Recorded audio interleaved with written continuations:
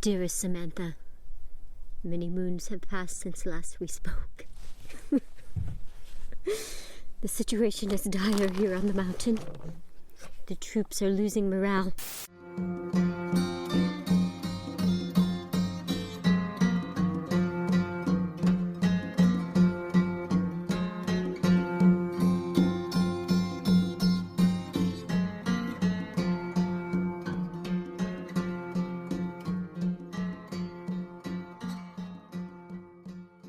Welcome back to Highwater Trek Co-Podcast. I'm Katy. I'm Sam. Hello.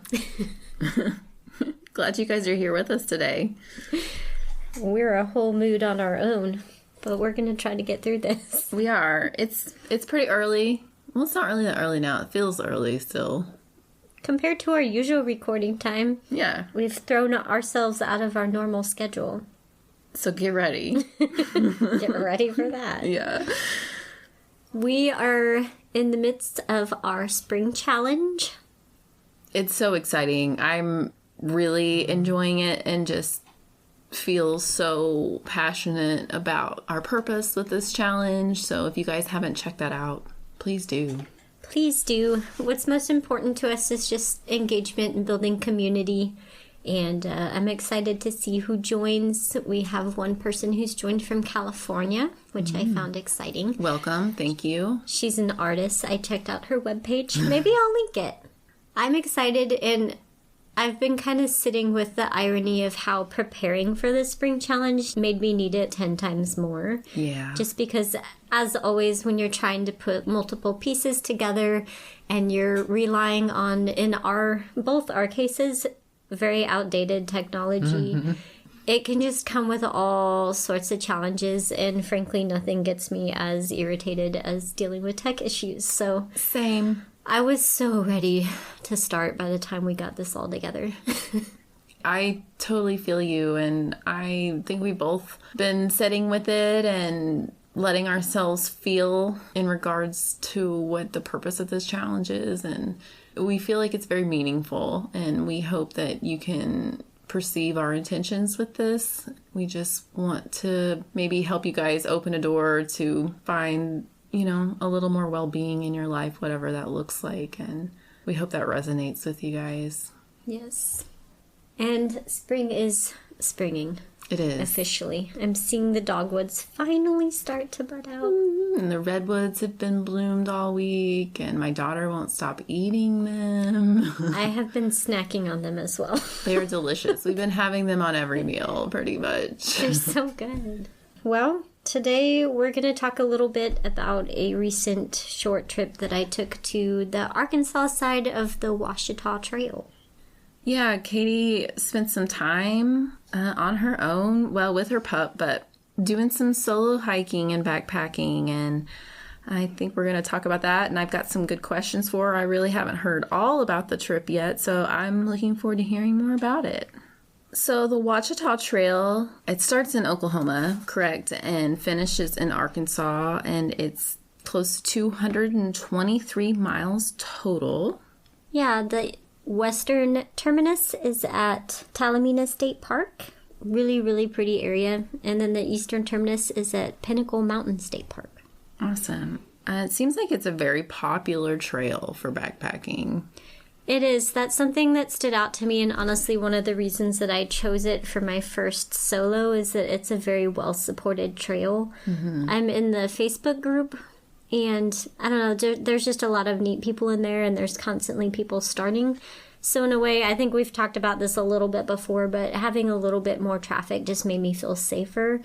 But beyond that, there's just a lot more access points, and a lot more possibility of phone service and just support in general. I wondered about service. Yeah. I had decent service off and on. Not always when I necessarily needed it, but better than on the Ozark Trail. Right. So you were explaining to me, and I really wasn't aware of this, that not all of the trail is on public lands. Is that right? Yes, and I did not know this until I was kind of planning, because I knew that I was going to be on the east end, so originally I kind of wanted to just start at Pinnacle Mountain and do what I could do with the time that I had. But when I started looking into it, that eastern most, like 30 miles, is not public land, and there's really no legal camping throughout that entire stretch. Really? So when I was looking at starting, I would have had to hike 14-something miles the first day to make it to, there's like one established campsite in that entire 30-mile stretch. And then I kind of looked at, well, okay, what if I start on the other end?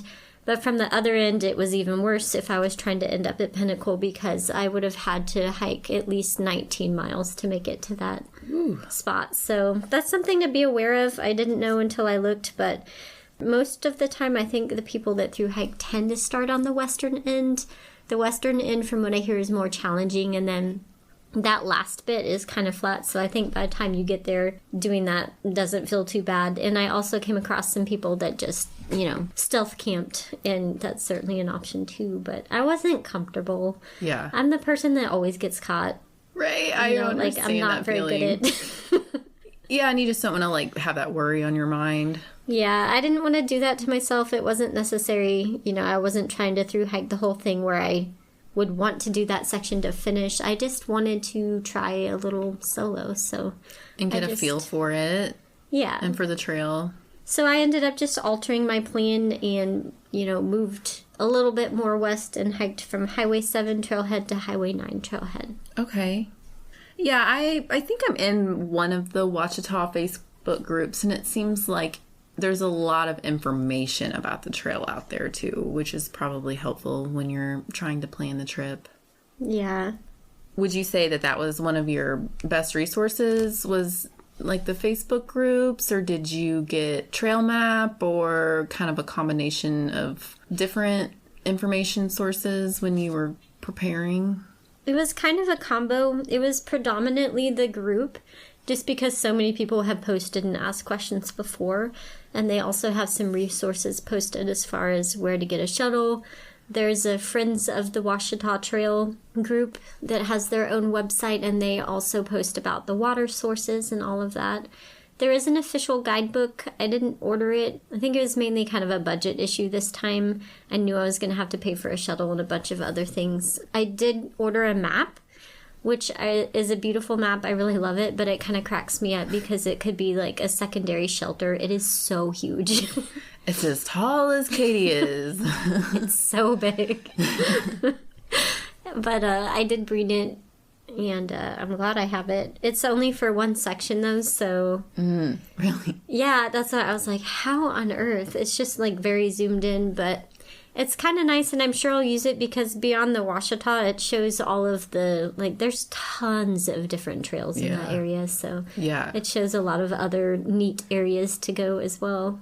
I mean, I'm never sad to have a paper map myself. Yeah. So, when you were actually on trail, how did you navigate?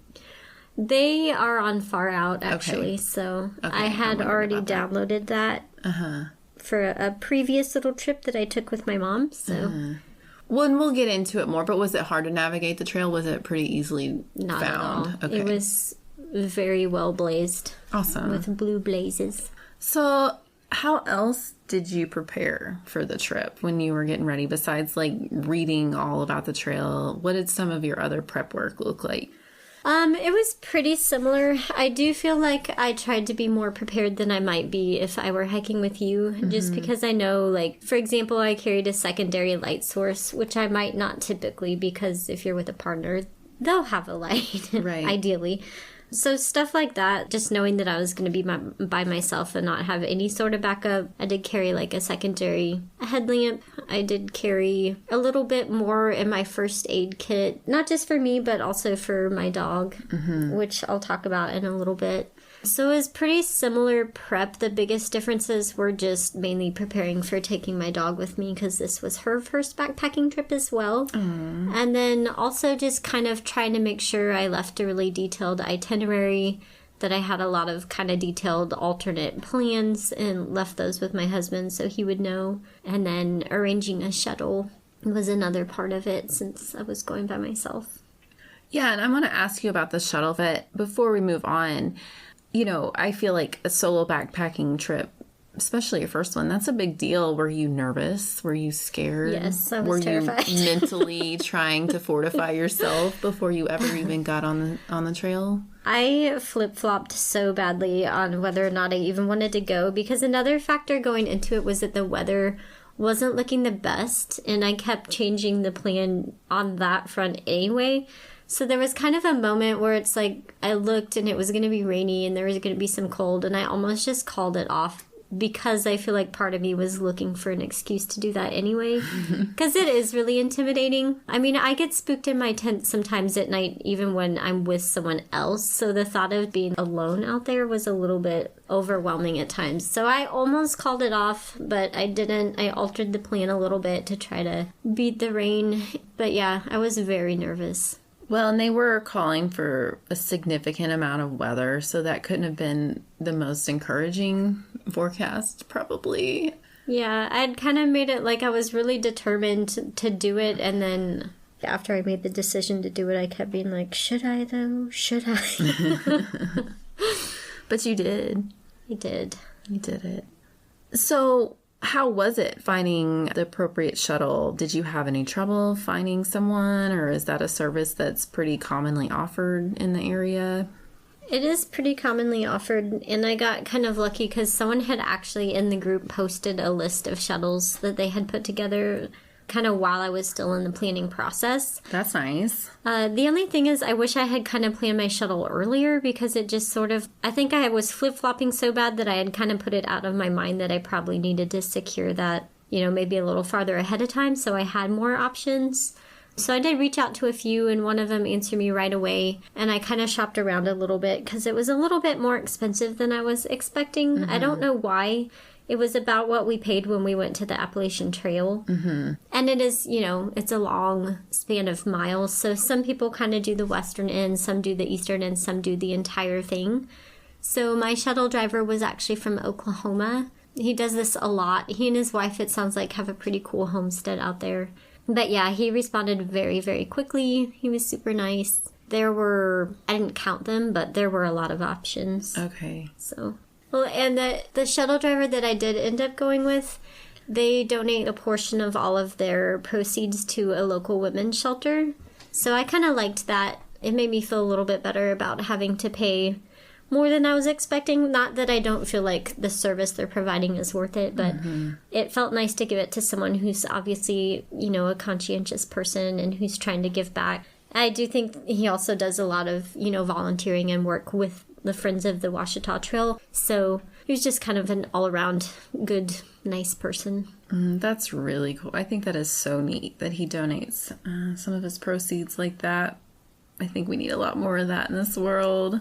Me too. So I can understand why that kind of alleviated some of the cost shock a little bit, you know. But he sounds like he was pleasant and nice and didn't creep you out or anything. He did not mention boobs at all. Was a very nice person. I'm not always the best at small talk, but he was kind of easy to talk to and seemed like someone who was okay if there were lapses in silence. It didn't seem weird or uncomfortable. And yeah, he was just nice. And I was able to kind of ask him questions about like what people usually do for bears and that type of thing, since I wasn't from that area.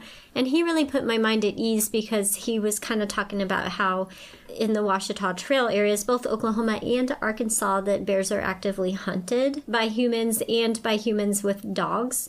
So they're afraid of both humans and dogs, and they just don't have the problem that other areas do. Like they're not looking for humans for the food. They have learned that they need to run away. So humans are bad. So that kind of put my mind at ease because that was another thing going into this. I did bring the stuff to do the bear bag hang and all of that, and that was something that was stressing me out a little bit ahead of time just because I know what a hassle it can be.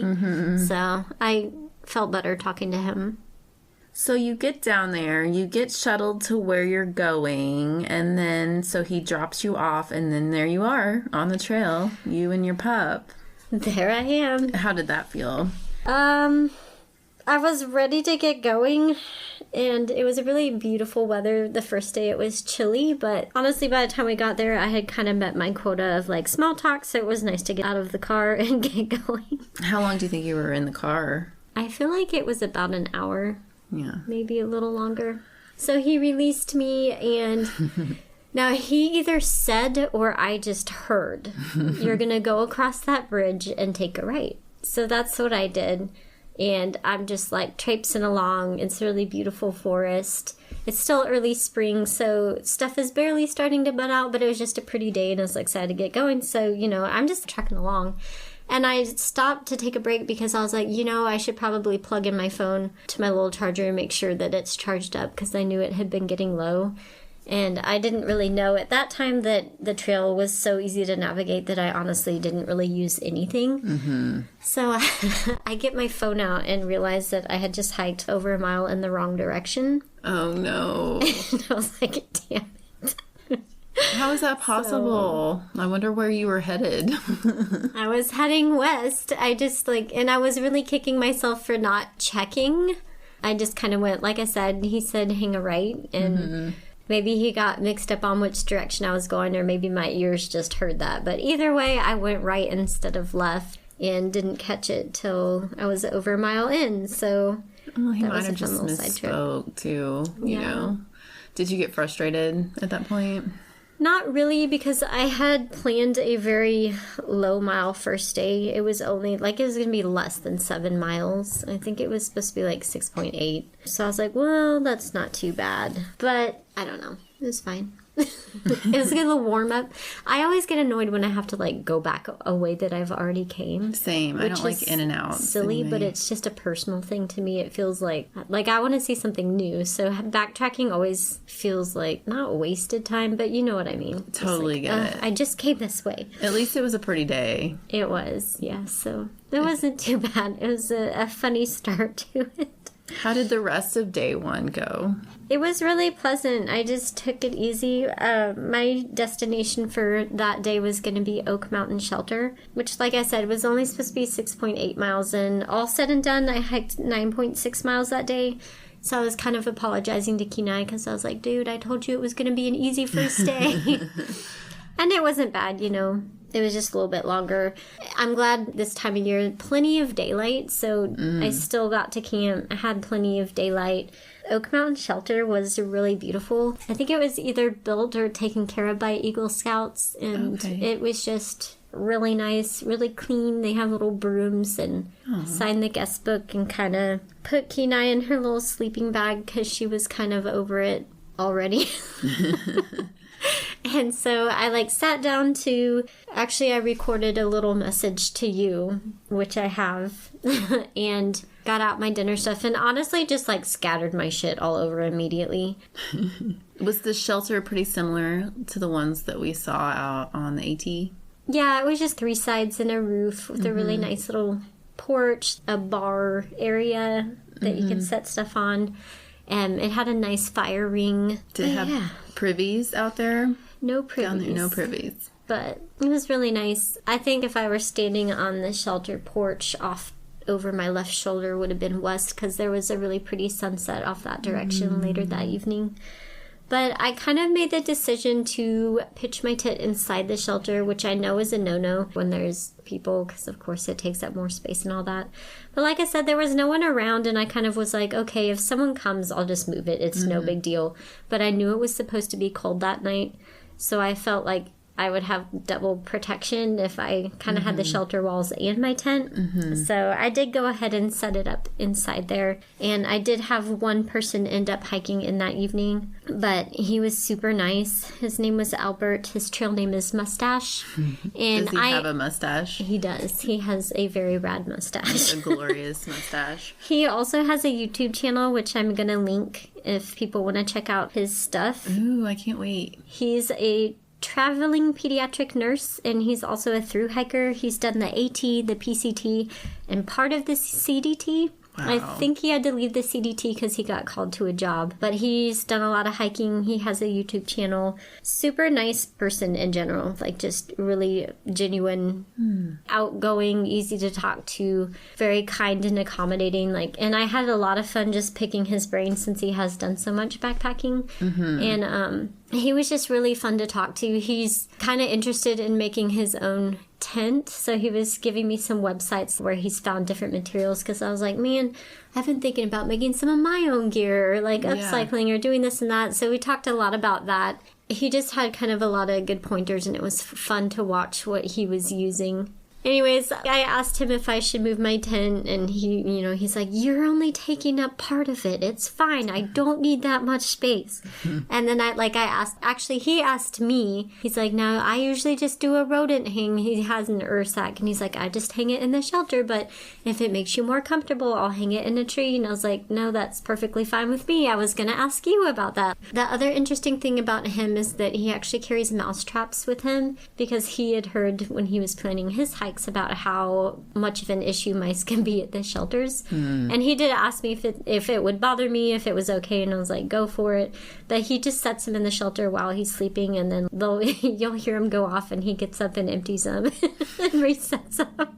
So that was really interesting, and that was his solution, because he just said, I do not like the idea of rodents running around me when I'm sleeping. Okay, I get it. I totally get that, because that would be my fear of staying in the shelter, although I have to say, it never dawned upon me to just try to trap them while I'm there. Me either, and that's why it kind of made me chuckle, because he's like, it's a simple solution, right? And I'm like, yeah, I guess so. And so, yeah, he also made it his mission to befriend Kenai. I was actually really proud of her. She's such a friendly dog for anyone who's met her. But on trail, she was growling a little bit more at people as they would approach me, and I actually kind of appreciated that.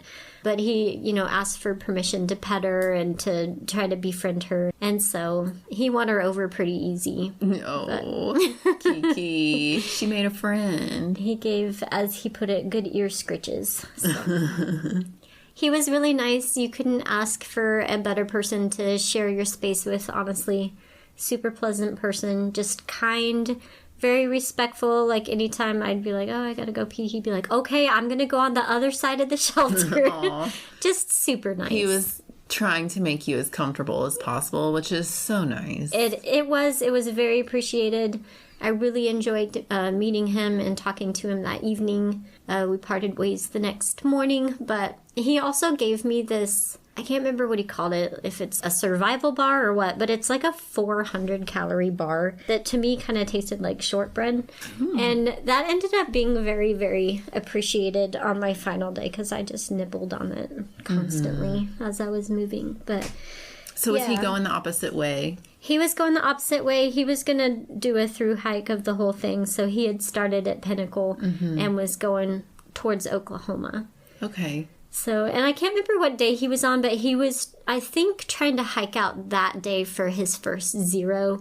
So he was really looking forward to this particular burger, which he described to me in detail, that he knew he was going to be able to get where he was going. So anyways, super pleasant guy. I'm going to link his YouTube. I encourage you guys to check out his channel and like, subscribe, do all of the things. Yeah, I'm going to totally check it out. I look forward to that. It sounds like a really nice person and kind of the ideal human to run into when you're out there. So honestly, yes. And we haven't had to deal with that situation a whole lot with the hiking we've done, but I think it can be an issue, because he did make a point to say that I was a very pleasant person and that he was appreciative, because sometimes you just don't know what you're going to get. I can only imagine, especially someone with that much experience. He's ran into all kinds of folks. And sometimes those, trails are really busy, and we really haven't had that experience of when they're, like on the AT when the through season starts and there's literally hundreds of people everywhere. I'm not sure I'm really into that anyway. But yeah, and he was talking about, because he's kind of a budget backpacker like us. Like, he has invested in some nicer gear and has honestly, sounds like maybe been a little bit disappointed in what he got for the money. Which is super interesting. Really good We insight. talked about this a little bit earlier. And yeah, he said he dropped $600 on a tent and, just expected it to last him for years through many through hikes. And it ended up kind of falling apart after or during the first one. And when he contacted the company, they're like, oh, well, they're only really meant to last for one through hike. And he's like, well, it would have been nice to know before. Because I was showing off my little tent that I got for $20-something. Yeah. And he was like, what? He did say, like, on his first through hike, he had all the budget, you know, like Ozark Trail stuff. I can't remember if it was Ozark Trail, but yeah, basically Walmart gear, you know, and that people would actually make fun of him. And I'm just like, oh my gosh. That infuriates me. We were also talking about water filtration, and he did this really funny impression of this one dude that he ran into that never filtered his water and would strike a pose, and as he was filtering his water would just drink straight from the source and like mock him for filtering water. And I'm like, what is wrong with people? I hate to say it, but I hope that guy got violent diarrhea at some point. Kind of, well, on topic, but off topic. I do follow someone who he's hiked several through hikes. I think I started following him when he did the OT here in Missouri, and he's never filtered any of his water anywhere in the United States. And you know what? That's fine if that's what you want to do, but the thought of just standing chugging unfiltered water in front of someone just to like make fun of them is so ridiculous to me. And people, you don't ever have to explain why you want to filter your water, okay? like maybe you've had a bad experience. Right, or maybe you just don't want one, so... Yeah. What really gets me is poking fun at someone for having less expensive gear. Let someone do that in front of me. Seriously. I would go off. That's ridiculous. Maybe we should... Not really. I don't want to make fun of anyone because people just... I don't really care what anyone does. Just do you and make yourself happy. But it makes me want to like go make fun of people that have the most expensive gear, frankly. Like if people are going to mock people with cheap gear, I just think that's ridiculous. But anyway, I have never really seen people do that. So thank goodness, because I'd probably want to tangle with them pretty good. Get in a trail scuffle. Maybe we're pretty fortunate that our trails are pretty quiet and lowly populated. Yes.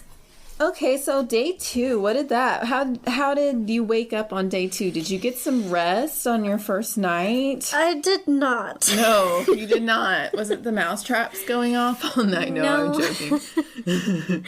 No, I was just really cold. It got really cold that night. Yeah. It was calling for about 30, but it might have been a little colder at the shelter. I think later that morning as I was packing up, it was 30 degrees, so I'm not sure what it got down to, but it was mainly the wind was coming like right in, of course, the exposed part of the shelter. Yeah. So I was pretty chilly. Key and I started out in her own sleeping bag, and she ended up inside of mine, which I was not bummed about at all. No. Because she gave a lot of extra warmth, but Boosh. Not a lot of sleep that night. No. So I was really thankful. I will say I got the hot hands, but they're like patches, and they're like bigger. Mm-hmm. And I was cradling that thing all night, and they last 18 hours. It was in my pack the next day, still warm. So I was really thankful for that. I had that and some toe warmers and stuff. So I honestly feel like I've been colder. So I don't know that it was just the cold. I think it was also just kind of, wow, I'm out here by myself. Yeah. And sometimes you're just kind of excited. Your energy's a little wound. Mm-hmm. Even when your body's tired. Yeah. Sometimes. So, yeah. I was grateful for the sun coming up, though. And I was also grateful, and Albert said he was great. He's like, I'm not a poor person who gets up at the crack of dawn, are you? And I was like, no.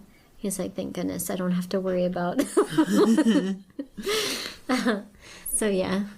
Albert just seems like a peach, I have to say. I think he has a very similar style to us. He's just out there to have a good time. I think that it gives him a lot of healing and decompression from his normal life. Mm-hmm. So definitely felt like he's someone we could probably hike with absolutely no problem. Awesome. And he doesn't try for high miles. He's done a lot of through hiking, so he has those through hiking legs, but he still doesn't go more than like 15 miles in a day by choice, which I think is kind of cool. It is. I definitely look forward to checking out his stuff. So day 2, you wake up, I don't know, I guess you said goodbye to your new friend. What was your food situation like? I didn't really fiddle with hot breakfast this time. I kind of gave up on the oatmeal. I don't think I brought any. I just brought stroopwafels and bacon jerky on this one, so it was a little bit faster because I could just make my coffee and then eat that with my coffee. And also more delicious, dare I say. I like oatmeal, but I feel like it doesn't stick with me long enough. And then when we tried to like beef it up that one time to make it have more calories, it was just too much. I don't know. It just doesn't work for me on trail. I like oatmeal, and I can do some oatmeal breakfast on trail, but I don't get excited about it. Yeah, you're just like, oh. Have to eat oatmeal. I love oatmeal at home because I make it really fancy and delicious. Me too. But on trail, I was happy with my stroopwafels and my bacon jerky. Bacon jerky's a game changer also, for the record. It's all I want. And frankly, next time I'm not even going to bring Kenai any doggy biscuits because she did not want them. She wanted the bacon jerky. So you can't really blame her. I'll just bring extra bacon jerky next time. It's so good. And it's not as high as I was afraid that it might be. It's not like it's cheap, but no jerky's cheap. Yeah. So it's not crazy I like it expensive. better than regular jerky. It's so good. It's so good, you guys. Try it. Eat bacon jerky. Yeah. Jack Links needs to hire us or something. So yeah, I was not in any real hurry that morning. I knew that I had a little like higher mile day. But you know how it is when you've kind of been cold, not really slept, and you're just kind of slowly letting your limbs unfold and warming up. And so I was a bit scattered. It took me a long time to get myself together, but said goodbye to Mustache, and he gave Kenai some final ear scritches. And he left camp before I did, and then I left shortly after him. And my goal that day was some tent spots. I knew it was going to be maybe a high 10, maybe 11-mile day because I wasn't positive if these tent spots would be good. Water was kind of flowing pretty good on this trip. Not terribly, but there had been a lot of rain kind of leading up. So I wanted to ask you about water sources and if that was difficult to find. On this trip, no. I think it can be on the Ouachita depending on the season that you go. But luckily for me, there was plenty of water on this one. I think there's certain stretches, too, where it's harder to find. But, yeah, from what I hear, different times during the year, some people even cache their water because it's just a lot of them are seasonal and dried up. But I was a little worried about the tent set I was looking at maybe being too soggy or whatever. So I kind of had it in mind that I may have to do more or less miles, kind of depending on what it looked like. And Albert had warned me there was one water crossing called Crystal Prong, and he warned me that it was up a little bit. So yeah, it was really beautiful. And the first day too, I didn't really talk much about it, but there was a bit of an ascent towards when I was getting really close to Oak Mountain Shelter. There had been like a little, I think it was called Sugar Creek actually, a little stream crossing. It was super cute, but then it was like you start going uphill, but then off to my right in the direction I was going, it's one of those middle of the woods hillsides that has like all these moss covered rocks and just water streaming down into little pools, and it just was absolutely magical. So that had been a really beautiful way to kind of finish off the day, approaching the shelter the day before. But this second day was kind of similar. There was a lot of just beautiful little streams, mossy rocks, butterflies everywhere. Like, I don't know. There were a couple moments where I was like, am I dead? Did I actually die last night? Did you see wildflowers? I did see some wildflowers. I saw a ton of trout lilies. I don't know if you know what those are. I think so. They're so cute, and they actually are edible and quite delicious. I've eaten them before. I did not on the Ouachita. But they were everywhere, and I always like them. They like kind of creaky areas, and they make me feel like, morels might be pretty close. They seem to like similar areas. Okay. So I saw a lot of them and a lot of other little flowers popping up. What else did I see? Lots of birds. What was like the altitude, and what were the hills like? Was it similar to what, we hike here on the Ozark Trail, or was it bigger hills, did it seem like?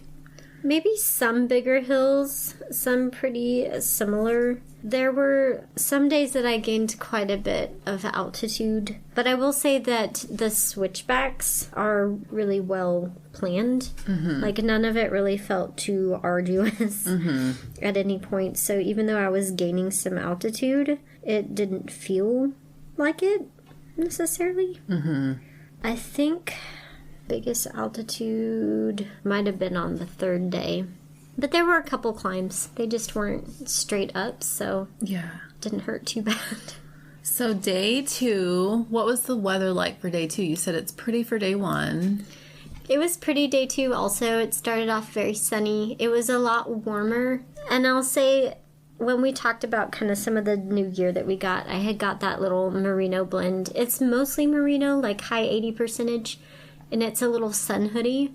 That is probably one of my new favorite things because it was really good at temperature regulating. But also it was nice to just pop the hood over my head to protect my ears and stuff. I didn't bring a hat on this trip, but that thing was awesome for keeping my skin covered.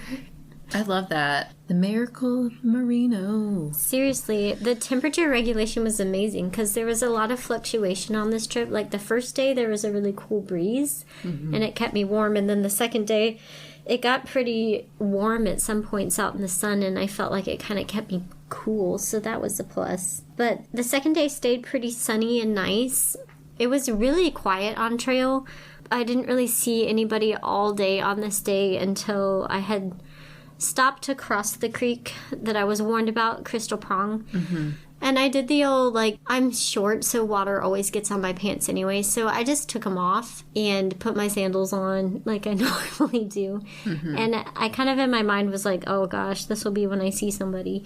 Not that it, I was wearing like boy short underwear, so I was still decently covered. But this crossing reminded me a little bit of Tom Sock. Actually, a lot of this trail reminded me of Tom Sock. Really?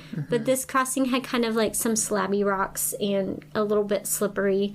And it was flowing pretty good. It wasn't necessarily deep, but it definitely had some good flow to it. So anyways, I dropped pack, took my pants off, put my sandals on, and carried Kenai across first, which was a little bit nerve-wracking, but luckily she just kind of freezes and doesn't thrash around. Yeah. So I carried her across and put her on leash and kind of tied her because I wasn't sure she would try to come back across. And had to cross back over, get my pack, come back across, and then like kind of drying off and stuff, and go to put my pants on and look up, and here's a guy coming down the trail. Sure enough. But luckily I think he kind of noticed that I was pantsless and in the process of putting them back on, because he just sort of like stopped and hung back for a few minutes, and that was nice of him. Showed up later when I was fully clothed. So we chatted for a little bit after this was one of those interactions where after the fact felt like I came across as unfriendly. I didn't really mean to. It's just, afterwards I'm like, dang, man, like he asked you questions about what you were doing and you did not reciprocate with it. Like I answered him, but I was like, why didn't you ask what he was doing? You know what I mean? Like sometimes you're just that way, or me, I'm that way sometimes, but I get it. So, well, you just crossed the creek too, and so you'd kind of use some mental energy to handle that situation, and you were probably ready to decompress a little bit after that. I mean, it sounds a little stressful. Yeah, I wasn't, it was slippery, and that always gets me a little bit on edge. I don't want wet gear, especially since it wasn't like the warmest weather, and maybe I just was awkward because in the back of my mind I'm like, ugh, I did not have pants on. That may have been part of it too. So yeah, I probably could have, given a little more information or been a little like friendlier, but I wasn't unfriendly. Like I said, it was just one of those afterwards where I was like, well, why didn't you ask him where he was going or if he was through hiking? And anyways, he was a trail runner wearing guy, so he just tromped right on across and went on his way. Well, that was that. If he's out there listening, just know that Katy's a very friendly person. I will also say sometimes when I'm talking to someone that has those super shiny sunglasses, I get so distracted by them that I just like lose my train of thought. Well, it doesn't sound like you were unfriendly. Maybe just not super outgoing towards him, and that's okay. You don't owe that to him, so... Well, he might have thought that I was friendly and I just had too much time that day to overthink the entire interaction, which is most likely what happened. But so he was like the your only one person. That's what I was about to ask. The only person I saw that day. See, I really thought you were going to be seeing a lot more folks out there. Me too, because the entire time planning and leading up, there were just people starting trail right and left from both directions. So I thought that I was going to see a lot more also. And I had asked the shuttle guy what his busiest month was, and he's like, well, it's really hard to say, but this month has been wild. And he showed me his calendar, and he had put so many people on trails. So I don't know where they all were. Just not on that section that day, I guess. Which I didn't really mind. So we went on across the creek, and it was honestly, at that point, we had been hiking all day. We had stopped and taken a lunch break. So we really only had like maybe a mile, if that, to the spot that I had marked. Got there, and there weren't really any campsites that I could see, but I did find a really pretty spot, like kind of across the creek from where I was. So I hopped across the creek, and it was just beautiful. It was kind of up just slightly, but there was sort of a branching creek off to one side. There was sort of a little waterfall area that flowed down into the main creek that I was at. So there was a little branchy creek, and it was so beautiful. It was ridiculous. It sounds nice. Now, remind me, you didn't do a lot of cooking at all, did you? No, I did the first night. I had made kind of like a chicken tortilla soup, and it was really good. I ate it with tortillas. This night, I actually ended up doing a cold soak of one of my lunches that I had planned. It was a quinoa and chickpea salad. And I was like, I'm just going to do this because for some reason on this trip when I would get into camp, I feel like I felt more discombobulated as far as what to do for the order of my evening. So I swear I stood there for like 10 minutes like, what do I do? Do I cook or do I pitch my tent? Do I cook or do I pitch? Like, I just could not figure it out for some reason. My brain was tired. You know, and I had still a good hour of daylight, so in some ways, I'm like, what's the best use of my daylight? Because I knew I was probably going to go to bed early. I was tired. So, yeah, there was a lot of indecisiveness. But, I mean, Keena decided for me, basically, because we'd get to camp, and she's like, you take my pack off, you get out my sleeping bag. And then it was like, I swear the way she communicates just cracks me up, because she figures things out so fast. She knew her food bowl was inside of her backpack, but her food is in my backpack. She's got her pack off. She's sitting on her little sleeping bag, and I'm over there like doing God knows what, just like wandering around aimlessly. And so she just kind of like me at camp. I know. I was like, what am I doing? Have I ever done this before? She just looks at her pack, does her little Kenai whine, and then trots over and looks at my pack, and then like goes back over to her pack. And I'm like, oh, okay. So I ended up just feeding her dinner first, and then I was like, well, I'm just gonna do a cold soak and go ahead and get my tent up. So that ended up being a nicer way to do it, because I just put the water in it and sealed it up, wandered around, found a good spot with no dead trees or anything, kind of tucked in, and yeah, it worked out. It was really good. I like doing those because it had lemon in it, so it has that bright little bit of taste that's good on trail. Chickpeas and quinoa work pretty well, it seems like, in cold soaks. If anyone's interested. And they do, you can throw stuff in there like lemon or whatever, and that freshness is wonderful. It's kind of so feel good. Like you're eating a salad out there. Well, how did you sleep night two? You were tired. I slept better. I was tired, and I had picked up this golden milk latte mix, so I had a nice little hot drink before I went to bed, and I definitely slept better. It wasn't as cold. I did wake up in the wee hours a little bit nervous because the storm did kind of roll in, and it didn't do much of anything. I just suddenly was like, oh man, I hope it doesn't come pouring down rain because I'm in between two creeks, which I had kind of thought about, but it was not supposed to rain until Thursday. So I was supposed to have Sunday, Monday, Tuesday, Wednesday, and I was taking off trail on Wednesday because I was like, don't even want to deal with rain.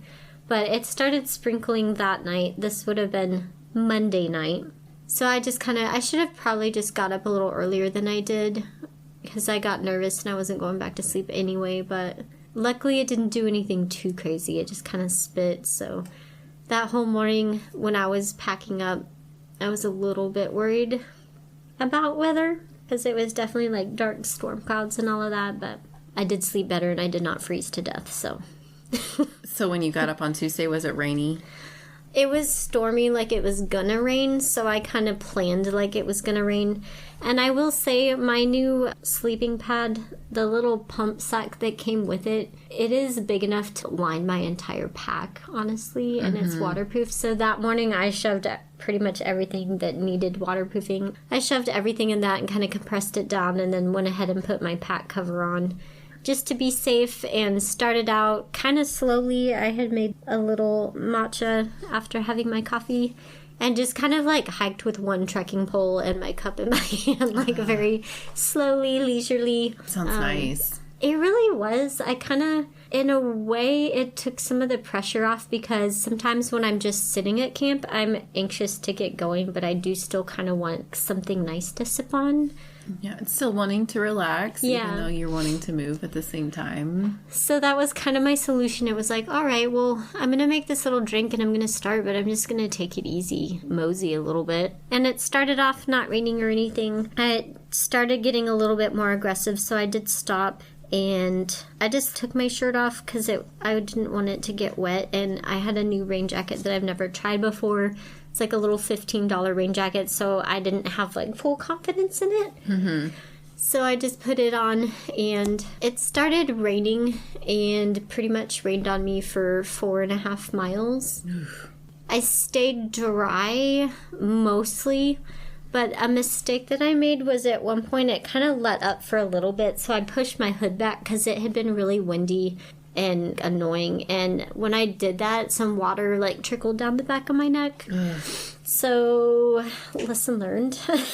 Yeah, because then it just kind of stayed in there, and there was a really cold wind, so I was getting a bit chilled, and I was kind of doing the self-check of, all right, are your hands working well, can you still like speak appropriately and stuff, because I don't know, I just started getting really cold, and I felt so bad for Kenai. I don't know if they make doggy rain jackets or how you would keep it on there.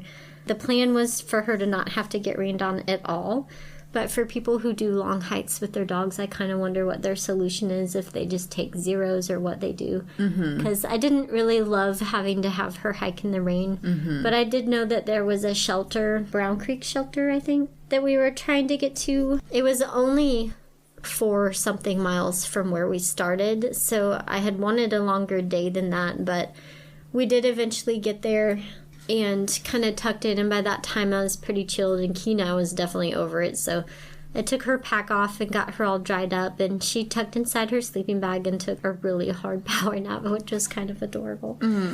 She had a little snack, and so I just kind of like took my wet clothes off and put my jammies on and made myself a cup of coffee and sat in my sleeping bag just eating snacks for like an hour. That's like some of the funnest part. Pretty awesome. Yeah.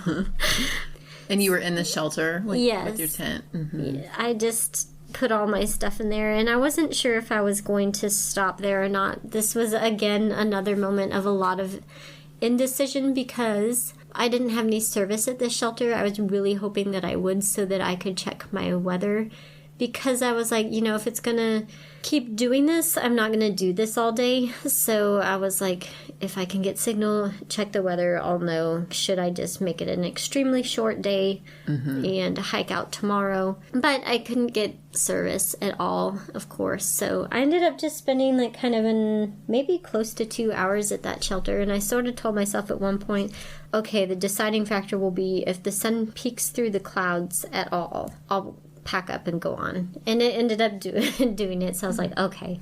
So I packed up and got Kenai packed up and hiked on another 7 miles to the next shelter. Dang. A little bit over 7 miles, and that was kind of where I was going to be like, all right, well, we can spend the night here and we'll hike out tomorrow morning. Got there, it was still pretty early. It was like 5-something, and I did have service at that shelter finally, so I checked the weather a little bit, but I also sent a message in to Cody, because I hadn't talked to him since the first night, and so he was kind of looking at the weather for me also, and I ended up deciding to just hike out to the car, because my car at that point was only a little over 2 miles away, and I don't know. I was like, well, I could, spend the night here or we could go on. And I just kind of didn't know. I think some more rain was supposed to maybe come in the next morning. So ultimately I was like, I'm this close.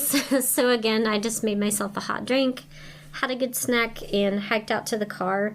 So that final day ended up being 14.3 miles. Yeah, I was going to say. It was a long day, but I think having that nice long break in the middle of it was nice. I made really good time. Mm-hmm. Because, I got to the car by like 6, I think, a little after 6. And so I kind of thought about car camping, and then ultimately I was like, well, I'm going to go home. So you drove all the way home. So I ended up driving home, and I think I got home before midnight, but... It's a ways, though. It was it's, I think, 4.5 hours-ish. And Kenai cracked me up because when she heard the highway and then she saw my car, and it's like she went from dragging, like, Mom's torturing me to, like, her little hot trotting self is like, it's the car! Oh, so she was ready. She was. So, yeah. Basically, day 1 was 9.6 miles, day 2 was 11.5, and day 3 was 14.3. Not quite what I planned. I was supposed to have an extra full day, but it worked out, and Kenai did really well.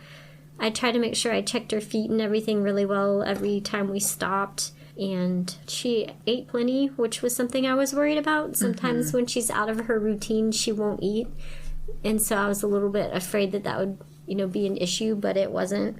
How did your latest gear perform for you? Like, you took your new little sweet tent. Yeah.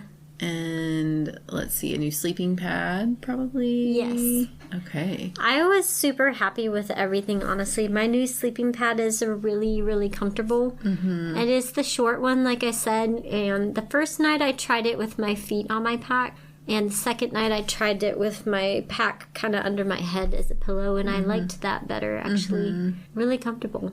Nice. So I was excited about that. My tent was awesome. It held up really well. The second night was really the only night it was completely exposed, but it was windy and rained a bit, and it stayed dry in there. I didn't notice any condensation issues. So far, so good. So far, so good. That sounds good. Let's see what else new. Filter?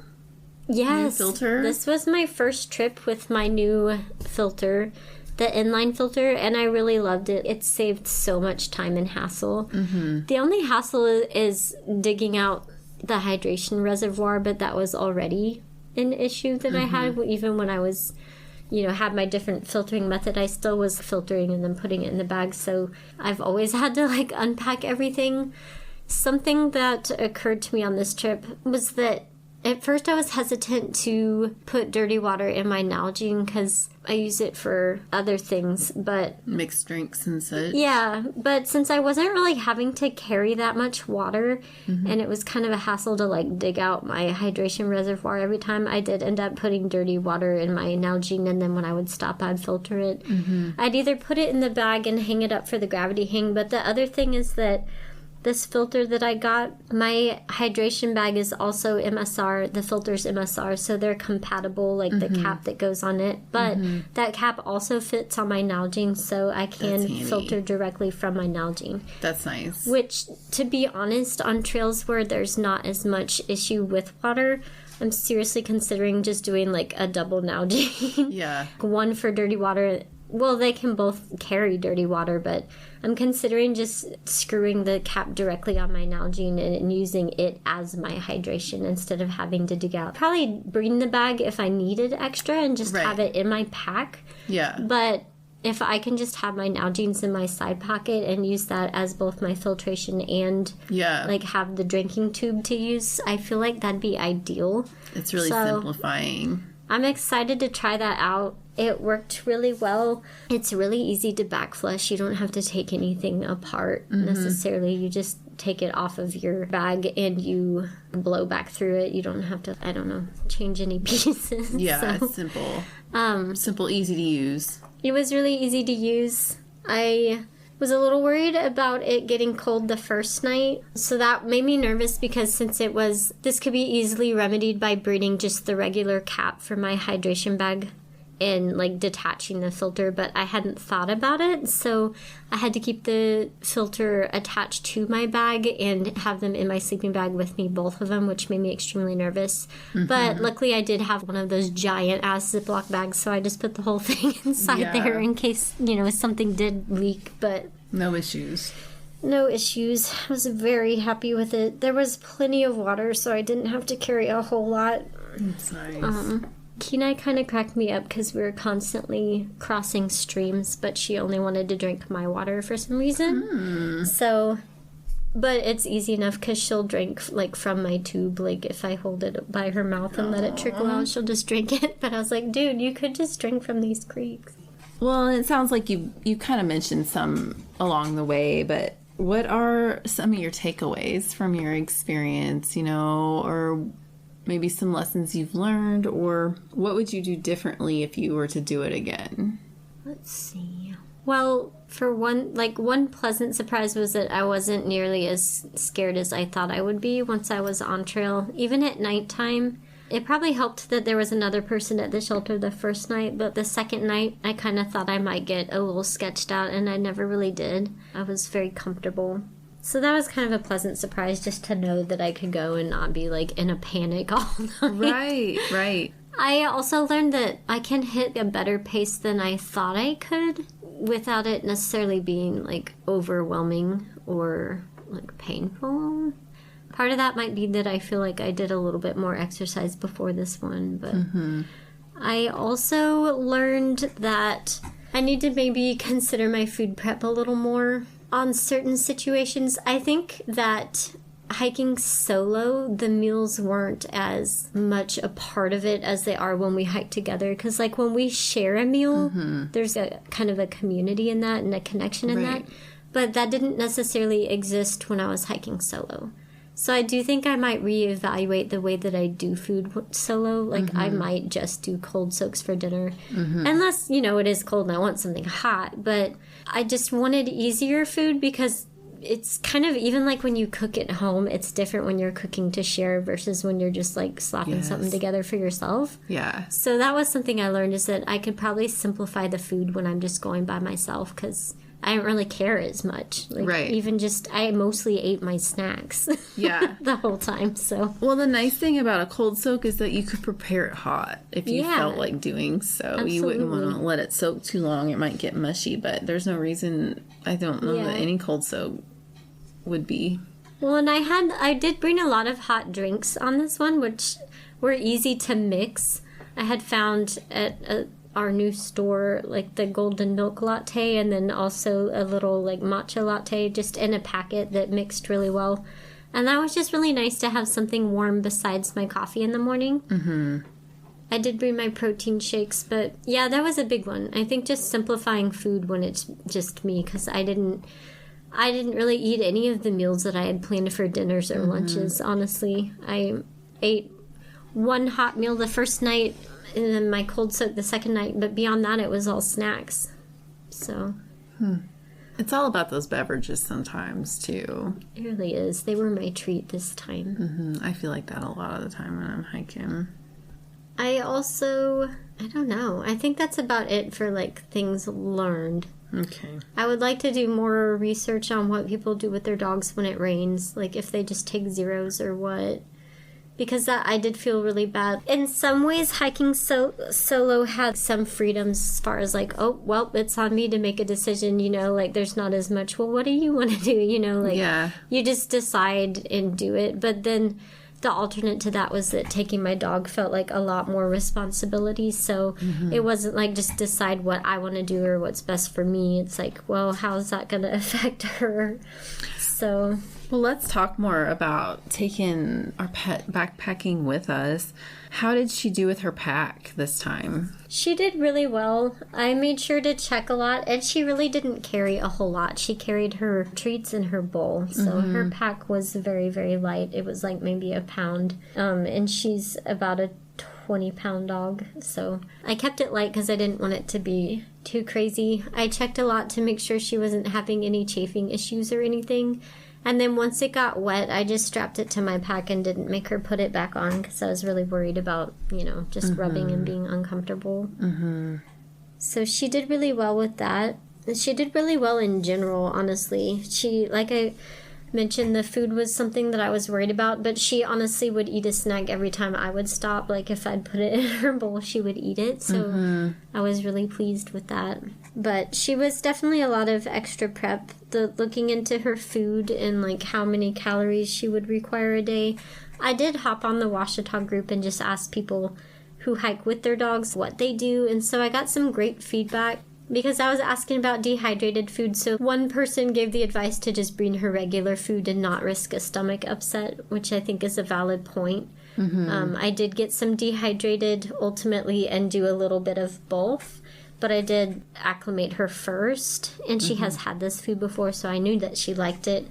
Another guy that hikes with his dog, he brings her regular kibbles, but he also will make, like, dehydrated toppers that he'll put on top. He also let me know that what he does is add, like, 50% more calories than her normal diet to account for, like, the extra activity and everything. So that's kind of what I ended up figuring on her calories. Another person had the advice that if you're doing dehydrated food, to be aware of your water situation, that sometimes it might not be the best choice.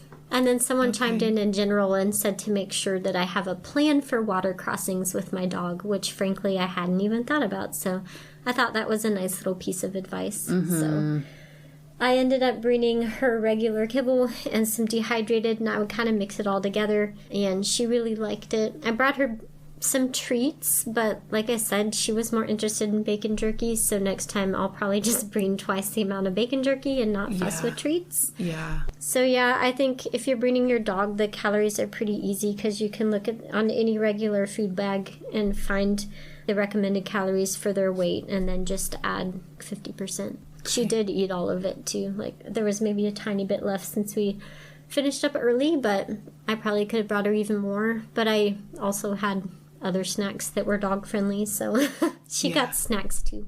She got to snack with Mom. Yeah. She was very nice to have. It was nice to have a little companion, especially at night. She's just a really good dog. She stays right with me. She's very sweet. My main concern about her was that if she had an issue, that I wouldn't really know, because she'd just be like, I'm with Mom, so I definitely tried to stay on top of, like, taking lots of breaks, checking her feet, checking her pack to make sure it wasn't chafing, all of that, like stopping to make sure she could go pee, because sometimes she would have to pee, and I'd stop to take water, and she's like, okay, I'm gonna go pee. Yeah. Like, oh, shit, I'm sorry. It's almost like pulling the car over. You gotta stop and take a break sometimes. Yeah. So in my first aid kit, there was a lot of recommendations for dogs, but for this little trip, for her, I added some saline solution in a little syringe in case I needed to flush any wounds or an eye or anything. Just pretty, like, gentle cleaner. And then I also brought a little salve for her paw pads and some vet wrap. And that's kind of the only additional things I put. I did make sure I had plenty of triple antibiotic ointment and stuff too, but... Mm-hmm. How did her paws fare when it was all said and done? They did really well. Mm-hmm. I didn't really have to use the salve or anything. I did give her little leg massages and wiggle her toes at the end of the day, but the trail was really nice, so it wasn't, too much. There were a couple really rocky spots that I think I even took a little video, and I was like, Tom Sock, is that you? Yeah. But overall, she did really well. I was very pleased. I was very happy to have her. Yeah, I can only imagine. I was thinking how in our recent trail etiquette episode, we talk a lot about animals, bringing your dogs, and, how probably the proper thing to do if you have a dog is to just move off trail when you're coming across other people. But it doesn't sound like you really had to worry about it a whole lot because you barely saw anyone. I know. Like, the only two, we were already at camp when Albert got there, so I did get up and put her leash on to be nice, but she honestly was already tucked inside of her sleeping bag, and she was not eager to get out, so... Yeah. I didn't have to do a whole lot beyond that, and then the other guy, she was already on her leash, and we were kind of stopped getting our shoes back on, so... Again, we were already off trail, so... Do you ever use what some people use, like a hip retracting type leash situation, or have you ever seen people using those, or do you have thoughts on those? I don't have one. I feel like if I'm gonna have her on leash, in general, I don't care for retracting leashes. Only because it's not as much control if you're trying to keep them, like, from a situation of maybe tangling with another dog. Since it's not static and it has some give, like, it's just not as much control as a normal leash. So I'm not a fan in general, but I could see where that would be nice when it's attached to your hip belt. I really like slip leads myself because I don't like having a collar on her all the time, especially like both a collar and a pack. She just has sensitive skin, so I do like a slip lead because also if there's nobody around, I might have her off leash for a little bit, and it's just easier and faster to slip it instead of clipping it to something. So I did have that and just kind of attached it to my hip belt, and it honestly wasn't a big deal because she stays at a very, like, uniform space most of the time. I mean, I've hiked with Katy and Kenai before on, like, private property and whatnot, and even off leash, she is right behind Mom. She stays very close, so she's very well behaved in that way. Yeah, so on leash, it's not too bad because I kind of know, like, how much length to give it, and she pretty much trots along right at that spot, so...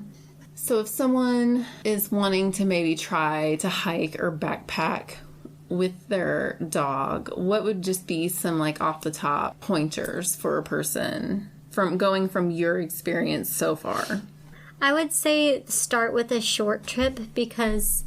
unless it's a very large dog, you're going to be carrying the bulk of their weight. So, you know, in her food, it weighed a lot. Like, it's a lot of extra weight. So I would start off short, and I would start off maybe somewhere, like, better established where you could get out if there was an issue. Like with your pet. Yeah. And, you know, I would just make a plan for that. Like, obviously you hope that everything will go well, but, like, you do need to maybe have an emergency plan in case something happens and you need to get back out. You know, for me, my dog is smaller. She's 20 pounds, so it's not nothing. It would be difficult to carry her out, but I think you need to be prepared to have to do that. Yeah. You know, if you want to bring your dog. That's a good point. You know, if you have a big dog, I think they probably make things like slings or pack things that help you be able to carry them. So that might be something to consider if you have a large dog that you couldn't just kind of like strap to yourself simply. Interesting. For her, that wasn't really something I had to think of because... like I said, she's small enough that I could have figured out a way to carry her out if I had to. Yeah. I liked the advice that people gave me about, like, having a plan for water crossings.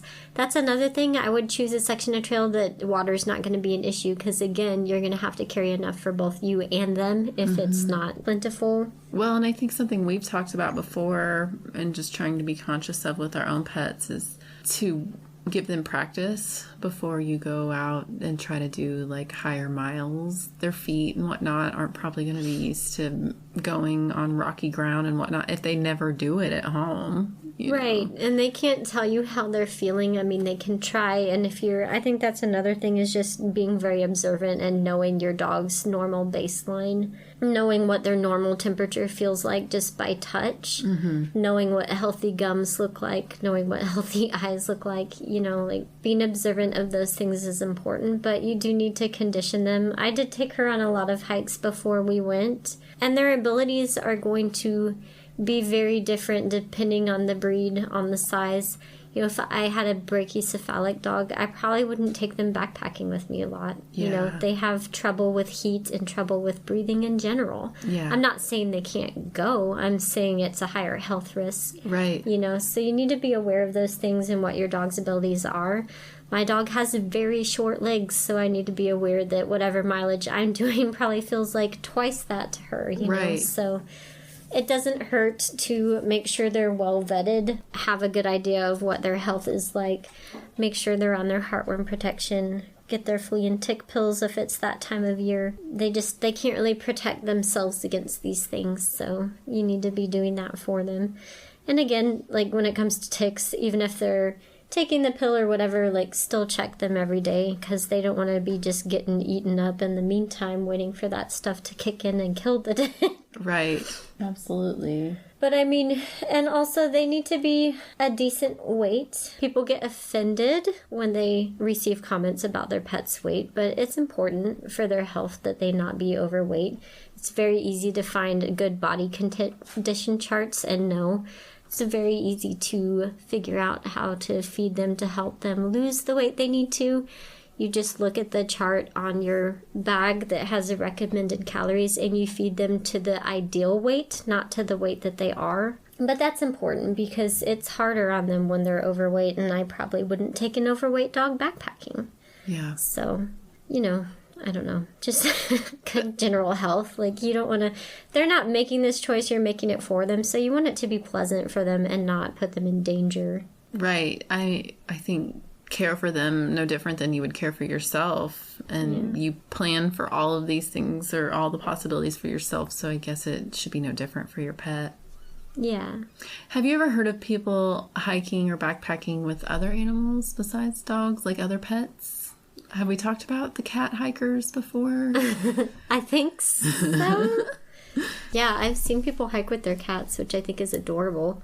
I don't know if they're backpacking with them, or they must be. I feel like I've seen pictures of cats in tents. I mean, anything's possible, I guess. It's interesting, right? I don't think my cats would be interested, but some cats are more canine-like sometimes, I know. too. I want to backpack with goats so they can help me carry my stuff. You've been talking about goat backpacking for years. It's like a long-term goal, I feel like. It is. Go away, wasp. Yeah, there's a wasp You're freaking visiting me us. out. So did you notice any really stark differences between the Ouachita and, let's say, the Ozark Trail that we have here closer to us?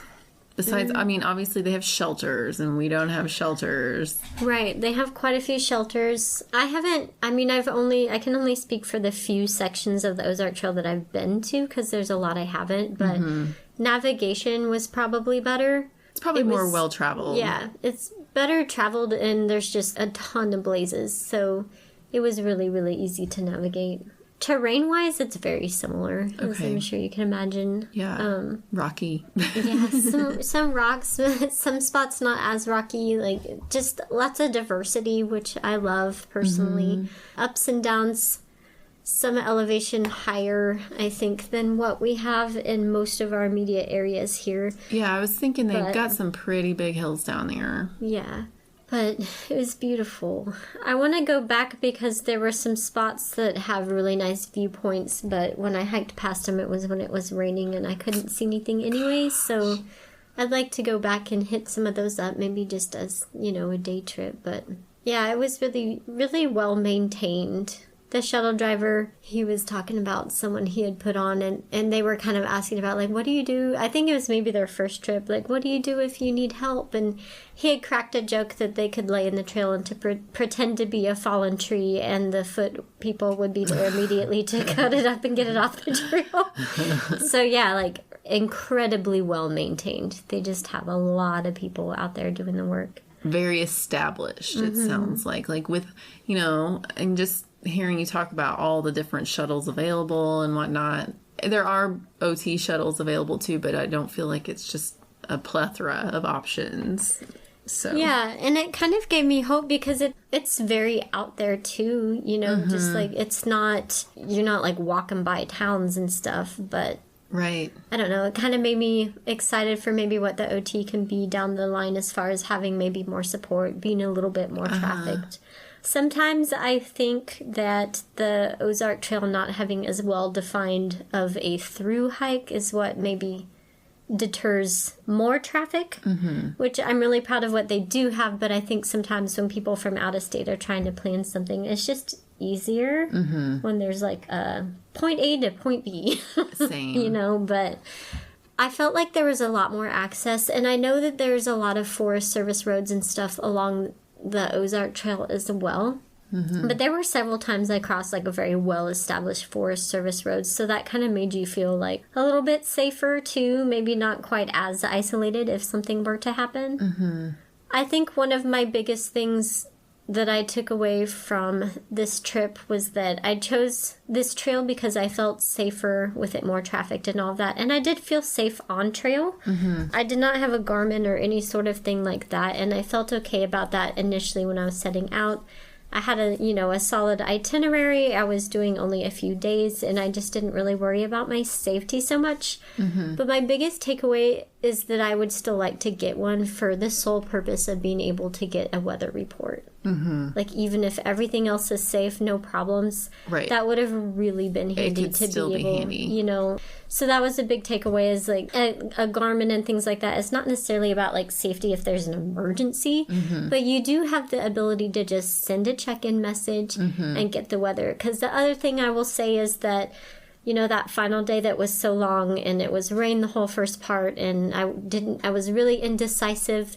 Once I finally got to that other shelter close to my car, and I was actually able to get service and check in with someone, even if I had been still spending the night or whatever, being able to talk to someone and tell them where I was at really raised my morale. And I hadn't really noticed that I even needed that, but that was something I noticed after the fact, was just being able to know that someone knew where I was at made me feel so much better. Yeah, that's understandable. So I do think it's going to be worth the money eventually for me to get one of those, some sort. Yeah, you kind of experience the usefulness that one could provide even if it wasn't an emergency. So yeah, that makes sense. I will say, it seems like Arkansas, their outdoor recreation, they've really pushed that in the last 20 or 30 years. And I think that we see that now in just the amount of people that visit the area, the Ouachita, the Buffalo. They've got a lot going for them down there. And we have things in Missouri too, but it seems like they've really, and maybe it's partly because they're in national parks in some of these sections, but it seems like Arkansas is really up their outdoor rec tourism game in general. Yeah. Which, I can appreciate that. And it is worth it. It's a beautiful, beautiful state. So, and I've never hiked on the Ouachita, but I've been down in that area, and gosh, it's pretty. Some really pretty country. It was beautiful. Overall, it was a great experience. Ready to go back? Yeah, I am. I would like to do the whole thing sometime in the future. It's on your goal list. Do you see yourself trying to complete that before, trying to maybe finish the OT or something like that? Possibly. Yeah. My goal for the OT isn't to try it through right now. It's to hit all of the sections.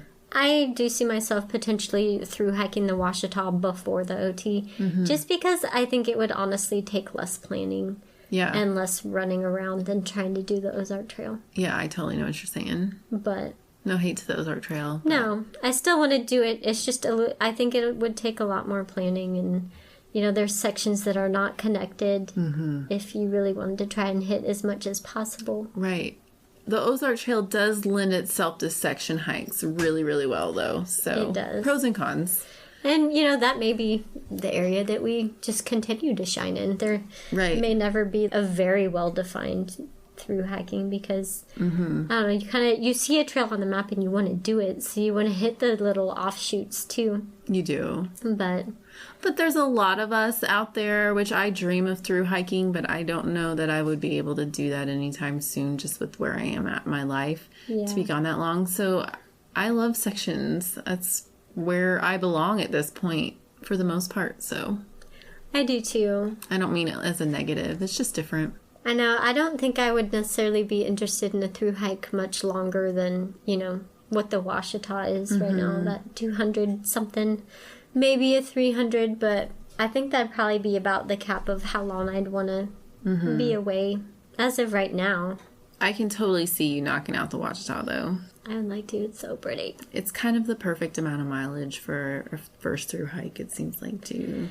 Yeah, and it's not that far. I've driven to the western end before, and it's maybe a 6-hour drive. It's not horrible as far as the driving goes. And, on the eastern end, I have friends in Arkansas, so I could probably kind of get a little bit of support on that end if I needed. So I'm sure you could.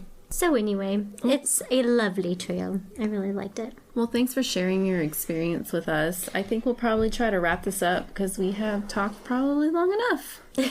There's not much more to say. No, but we do hope you guys will come check out our spring challenge that we do have going on. And we mentioned it earlier, but our movement for mental health, we just feel really good and passionate about the mission of this challenge. And we really just hope you'll consider joining in. We will put the sign-up sheet in our show notes. It's completely free to register. You have the option to donate or to pick up some merch if you like. And if you do, 10% of all the proceeds will be donated to the Hike for Mental Health organization. But you're under no obligation to. What's most important to us is just getting some engagement and building a community. Yeah, and hopefully finding a path towards just better mental well-being for people. And we feel like we're finding one here, scientifically researched path forward as far as spending time in nature and engaging with nature. So, this isn't just about how we feel. We base so much of this challenge over all this research that we've done, and it's there. It's there for us if we go out and get it. So I hope you guys will consider joining in. And like Katy said, there is merchandise available. It costs nothing to participate, but the shirts are really cute. So you might want to go get one. I don't know. I want one. Me too. I gotta get on it. Well, thank you guys for listening, and we'll see you in a couple weeks. See you next time. Bye-bye. Dearest Samantha, many moons have passed since last we spoke. The situation is dire here on the mountain. The troops are losing morale. Just kidding. We just finished up our first day. I'm doing that weird voice that I do in the woods where I feel like I'm going to disturb someone or something. But we just rolled into the Oak Mountain shelter, and we are the only ones here. It's still pretty early, which is what I was hoping for. It's a little bit before 5, so I'm going to cook up some food. And honestly, if nobody shows up, I think I'm going to try to figure out how to pitch my tent inside of the shelter. Just for a little extra wind block. It's supposed to be cold tonight. Which, side note, that was something after the fact. I was like, what's the trail etiquette on that? I don't know if there's official rules. I assume a lot of people say not to do it, but I assume if no one's around, it's okay.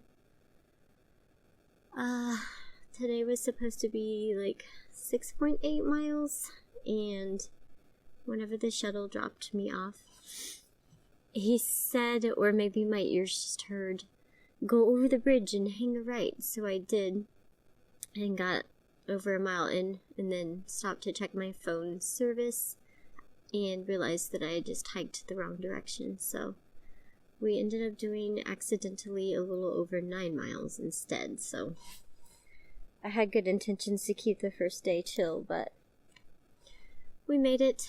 Kenai's being a little bit confused and sad. She's trembling, but she did great today.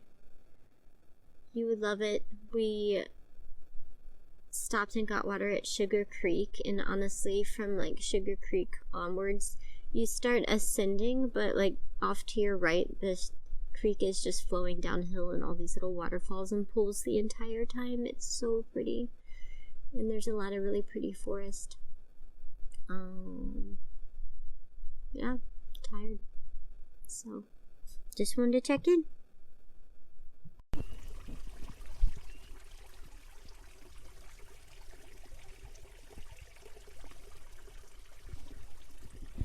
Kenai and I are taking a little bit of a break at what I think is called Green Thumb Spring.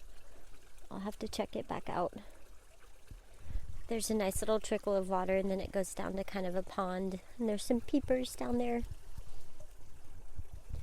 We're taking a little protein shake break, and I was extremely nice and shared some bacon jerky with Kenai. Last night we stayed at a shelter, Oak Mountain Shelter. Really, really nice. The Boy Scouts did a fantastic job. We had one shelter mate named Albert, trail name Mustache. He has hiked the AT, the PCT, and part of the CDT. I think he stopped the CDT because he got a call for a job. He's a traveling pediatric nurse. And he honestly was just one of the most delightful human beings you could meet. You couldn't ask for a kinder, more respectful, just pleasant person to share the space with. So, really lucked out on that one. I just enjoyed the conversation. He made it his mission to get Kenai to be his friend, which she obliged, of course. She was a bit tuckered out and didn't want to come out of her sleeping bag for a while, but we had a nice dinner, settled in, and it was really nice when we went to bed, and then later into the night the wind picked up, and it was so cold. I don't know what the temperature was. I know this morning, like after 8 at some point, it was only 30 degrees still, so I'm not sure what it was with the wind chill, but it was definitely a sleepless night. So, first night down, Kenai's being a little trooper, and we're trying to make 10.6 total miles today. We're just going to look for some tent sites that I saw on Far Out, but I'm leaving it up in the air a little bit. If Kenai's acting like she's just done, we might cut it short a bit, or if we're doing good, we might go on a little farther and maybe try to make it to the next shelter. But that would be a 15-mile day, so that's probably a bit more ambitious than I want to be. What's that? You want to say something? She says, let's not stop. Let's keep going so we can get to the couch.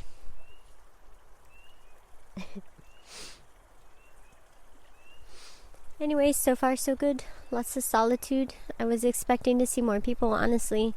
But besides Albert, who rolled in after I did to the shelter, I haven't seen anyone during the day. Right.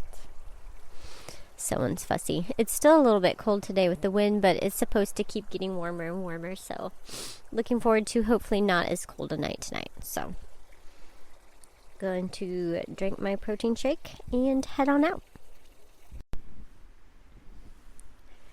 Kenai and I made it into camp.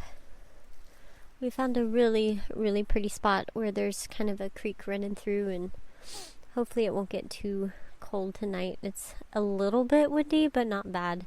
It really warmed up a lot today throughout the day, so I think it's going to be nice. Today was a longer one. We ended up doing a little bit over 11 miles by the time we found our campsite and everything. It's really gorgeous, really mixed terrain. There was some beautiful spots with streams flowing down the hillside again, lots of rocks. There was a lot of Tom Sock-like areas today, so some of those were a little difficult, and then we had to cross the Crystal Prong, and it was a little bit high, so it was kind of scary. I had to carry Kenai across first and then go back and get my pack, and it also kind of reminded me of crossing the Black River at Tom Sock, just kind of slippery. But everything went well. We made it. Kenai is being really good. We haven't really ran into that many people, but I'm kind of liking that she sort of like growls at them a little bit and wants them to keep a certain distance. And I don't know. That's kind of what I want her to do. So I was pleased that she wasn't like running up to everybody being all friendly. But honestly, I only saw one other guy today, so I'm really surprised there's not more people out. So far, I have the campsite to myself. I'm already a tiny bit jumpy, so we'll see how it goes. Hopefully, I don't get too creeped out. Whenever Cody and I went to the truck patch, we picked up these little single-serve matchas and then like the golden milk turmeric drinks, and I just made the turmeric one and it is so good. Definitely gonna bring more with me next time. But this whole little area is so magical. There's just kind of a fork of a stream, and there's lots of little trout lilies and spring beauties popping up, little fiddlehead ferns. It's just glorious. I definitely walked through some areas today where I was like, there have to be morels here at some point. But it's been really nice. It's been pleasant. Today was kind of a long yet went relatively quickly day, so that's always good, I guess. I feel like I'm not eating or drinking enough, but I'm going to try to make sure I eat a bunch tomorrow before I set off, and we have kind of a shorter day, so maybe I'll take more breaks. I did take a lot of breaks today, but that's my Monday check-in, I guess. I'm going to finish up my drink and crawl into the tent. Hello, Trekkies, and anybody else. Kenai and I have made it to the Brown Creek shelter. I'll have to look that back up, but we've only gone like 4.5 miles, but it was kind of drizzling off and on last night, and then today it's pretty much been raining on us the entire time. And the rain itself isn't terrible, it's kind of just steady and light, but the wind was making it extremely cold. So I knew I wanted to get here at least for lunch and to kind of warm up, and now I'm thinking maybe we'll just hole up here tonight and hike out to Highway 9 tomorrow. It'd be a little bit longer day tomorrow, like 9 miles versus the maybe 4, but it's 7 miles from here to the next shelter, and honestly, if it just keeps doing what it's doing, I don't want to make Kenai do it, because she was getting kind of cold. She doesn't have a doggy rain jacket, so I sort of was just feeling like an irresponsible pet owner at a certain point. So we popped into the shelter. I've got some coffee, gonna eat some snacks. I was hoping to maybe get some service and check out what the weather's doing, but we kind of descended to get here, so I'm not too optimistic about it. Yeah. On the way down, I was starting to feel my hands get real cold, and I was like, do I have the umbles? I'm like, well, I've been mumbling to myself nonstop, but I'm enunciating okay, so, but my hands did get pretty stiff and cold, so I'm glad that we got here when we did. And I'm glad to have plenty of extra food and stuff, just to know that if we have to kind of break it up so that we're not just marching through the rain all day, we can do that. I'm kind of hoping that we have this place to ourselves. I haven't really seen anybody out and about today, but if there's people on the trail already, they may be trying to get here, so we'll see what happens. I'm in no real hurry to do much, if anything, other than sit in my sleeping bag and drink this coffee. But this has been a really fun experience so far. I feel like most of my worries have been for Kenai. I didn't really get creeped out as much as I thought I would last night. I didn't hear all that many animal noises or anything, so I don't know, maybe they smelled Kenai, or who knows, but it was pretty chill. And started off super warm. The wind picked up and it got a little bit cold again, but definitely nowhere near like the first night, so that was wonderful. I think I got more sleep yesterday at that creek crossing. I can't remember if I already said this, but we had to cross Crystal Prong, and I could tell it was going to be pretty deep on me, so I just did the whole like take my pants off thing and put my sandals on to cross. And it was funny because I hadn't seen anyone all day, and I thought to myself, like, as soon as I take my pants off, I bet I'll see someone. And sure enough, luckily I had managed to get Kenai across and then make the trip back over with my pack. And as soon as I'm like going to put my pants on, I see this guy like coming down the trail the opposite direction. But luckily I think he noticed what was going on, because he kind of stopped and hung back for a bit and didn't approach until pants were fully on. So I don't know. I don't really want my trail name to be No Pants, but it was a possibility.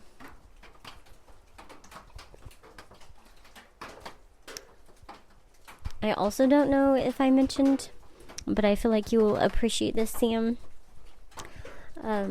Albert, that I shared the other shelter with, he has of course done all these through hikes, but he carries mouse traps with him, and he'll set them out in the shelter at nighttime, and like throughout the night he'll get up and empty them because they do catch the mice. So anyways, I thought that was funny and very proactive of him, because he of course had done the research and ran into what everybody else does, where it talks about mice being an issue at the shelter. So he's like, I'll just carry traps, which I thought was really funny. Anyway, I'm going to get off here, charge my phone up a little bit, maybe wander around and see if I can find some service. Hey everybody, I'm recording this from my house with my coffee on Wednesday morning. I think it's Wednesday. Anyways, after I recorded at Brown Creek Shelter, Kina and I took a nice break. She curled up in her little sleeping bag and pretty much just took a power nap. And I laid in my sleeping bag for a while, warmed up, drank my coffee, tore through my snack bag like an animal, and listened to a podcast for a little bit. I kind of told myself if it looked like it was going to clear up that we would go ahead and press on to the next shelter, which was Nancy Mountain Shelter. It was 7.3 miles. And it did start clearing up, and I just sort of felt like I wanted to go for it. I hadn't had any phone service all day to check the weather, but I just kind of was hoping for the best. So we packed up and headed out, and actually made really good time to the Nancy Mountain Shelter.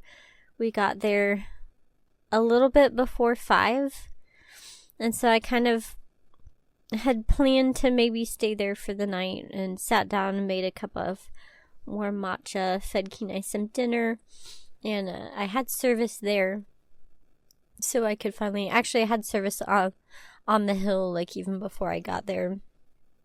So I kind of sent a check-in message to Cody, and he gave me kind of a rundown of the weather, which, side note, I do think I'm going to invest in one of the little, either maybe the Bivy stick or the Garmin.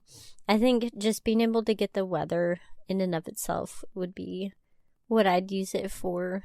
I don't know. It was really frustrating not to be able to kind of check and see what was going to be going on. So that's something that I learned, is that even if there's never an emergency, that would be really nice to have, just to keep kind of on top of what the weather is doing. Especially since I had Kenai, I just felt like an extra layer of responsibility for her. Anyways, we made it to Nancy Mountain Shelter, had a warm drink, ate a bunch of food, and then I realized that I had made really good time there, and that the car was only 2.3 miles on, and that I definitely could make it before dark, as long as I made kind of the same time. So I ended up deciding to just push on. I got Kenai all amped up by asking her if she wanted to see Papa and Rio. And so we pretty much just trucked it down the last little bit, made it to the car by about 6:30. And yeah, it ended up being a 14.2 mile day. But that nice long break at the shelter really kind of didn't make it feel quite as bad as I thought. The 4.5 hour drive home was a little tough. My knees were getting stiff and everything, and it rained the last hour. Some of those roads in Arkansas are so windy and dark, so it felt like forever, but we made it home, and it was a really great trip. It was a good experience for a first solo go. I felt like I prepared as well as I could. Definitely learned some things that I want to do differently in the future, but overall, really great trip, and that section of the Ouachita Trail was absolutely beautiful. I just felt like I was in heaven. It felt like the perfect place to be for a Stara, or, the spring equinox. It just felt very fitting. So, anyways, we made it.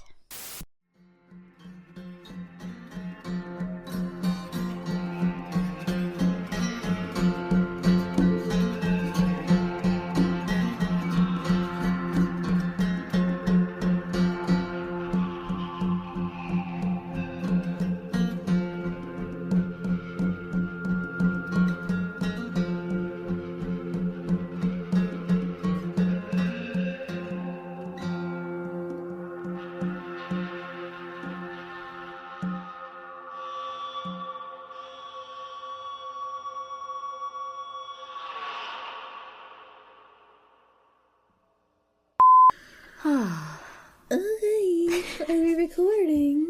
Michael? No buzz. Good morning, Michael. Welcome back. What is PPL? I was going like while you're still...